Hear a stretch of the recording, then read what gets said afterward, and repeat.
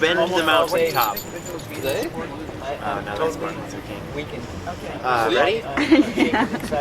What happened last night, Robert? Well, first I went to sleep at about 11 o'clock, and I was sleeping just right over there on the brickwork here in front of City Hall in violation of the anti-sleep ordinance. And then at 1 minute after midnight, Sergeant Seeley came by and woke me up and wrote me a ticket for violating Section C of the sleeping ordinance.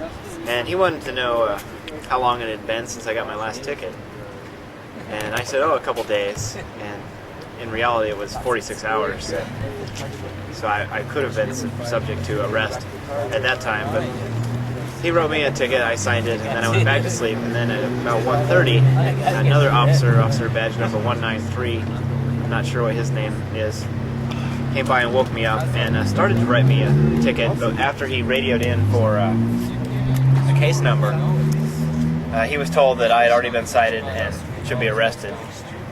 And I tried to tell him that I was not committing a second violation of 48 hours. I was merely continuing the original violation. And I attempted to show him a section of the municipal code to support that, but he wouldn't look at it. He wouldn't hear what I was saying. He was bent on arresting me. He did arrest me and explained that my blankets would be taken as evidence, booked into evidence. And then after that, Chad laid down in those same blankets and was arrested for obstructing an officer, Penal Code 148,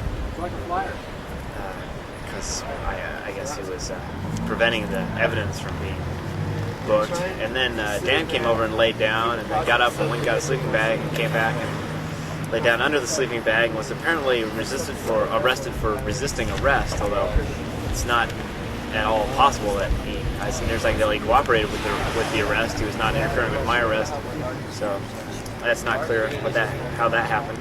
So we all wound up in the holding cell later on. Was it cold? It was fairly cold, yeah. I stayed up until about 5 in the morning, and Chad and Dan were released about 4:30, and then just about 10 or 15 minutes after they were released from the jail, Sean and Skidmar's Bob came into the holding cell. I don't want to carry this on my back.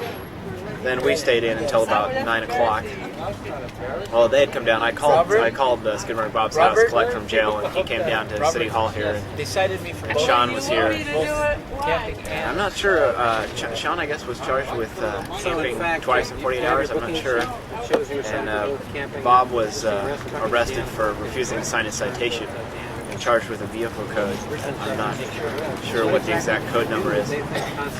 And so the three of us spent the rest of the morning in the holding cell until 9 o'clock. The two of them were released, and then about a half hour later I was finally released.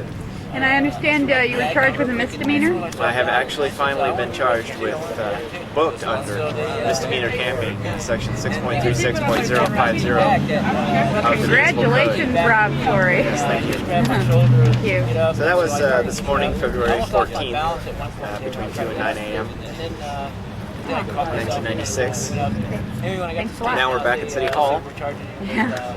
See what happens.